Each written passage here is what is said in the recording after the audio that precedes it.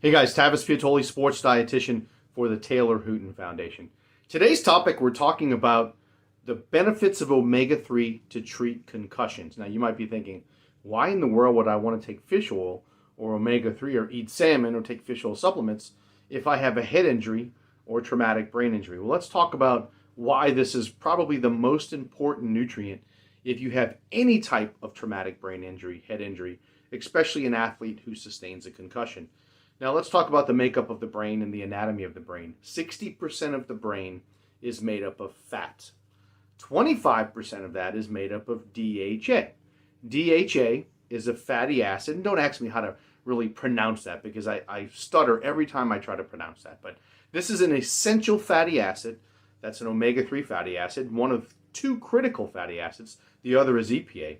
But DHA is strictly focused on reducing inflammation in the brain. So a lot of research really started with Dr. Julian Bales. He's a neurologist. Dr. Michael Lewis is a physician. They looked at a lot of different ways to treat concussion, probably back in the early to mid 2000s when certain individuals had car accidents. We had a mining accident where everyone died. One gentleman was still surviving. They went into basically a coma. He had a Glasgow coma score that was really, really low that indicated he was pretty much brain dead. And they put 15 to 20 grams, which is a massive dosage, of omega-3 in their PEG tube. So he was fed by tube. And they started noticing brain function improved. He came out of the coma within 10 days. And it made them start kind of understanding, wow, this may have application, right? So if 25% of your brain is DHA and we feed it that fatty acid, they saw a decrease in inflammation in the brain. There's another marker in your brain called neurofilament light. This is a marker of brain injury, brain damage. We look at that in athletes, and there was a pretty compelling study out of the work at TCU with Dr. John Oliver, Anthony Anzalone, a bunch of other scientists on that study that looked at the impact of head injury over the course of an entire football season. So they took starters versus non-starters.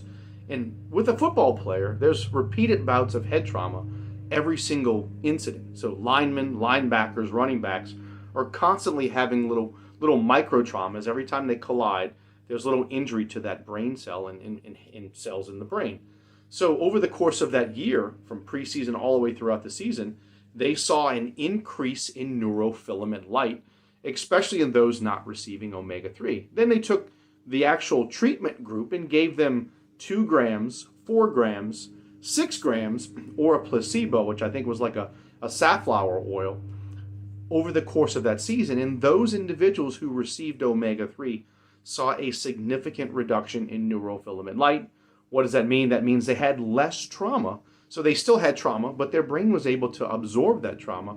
And because their brain had really protection, it's like when you feed the brain DHA, it's like putting up a brick wall, and it helps reduce the severity of that trauma. So right now we're seeing a lot of conditions around the brain, whether it's Alzheimer's, dementia, that if you have a high level of omega-3 in the blood, it's called the omega-3 index, you have improvements. Your brain is made up of what's called amyloid plaque. Just like plaque in the arteries that cause heart attacks, we have plaque in the brain that causes things like brain injury, or it causes dementia, it causes Alzheimer's. It can cause a lot of other conditions and injuries that happen. But when we take omega-3, it could reduce that plaque buildup in the brain, but it also provides protection like armor, and it helps our body reduce neuroinflammation. So as I've talked about in the past, omega-3 is probably the most versatile and most critical nutrient that can really help reduce the risk of many types of diseases, heart disease, and brain especially, and inflammation.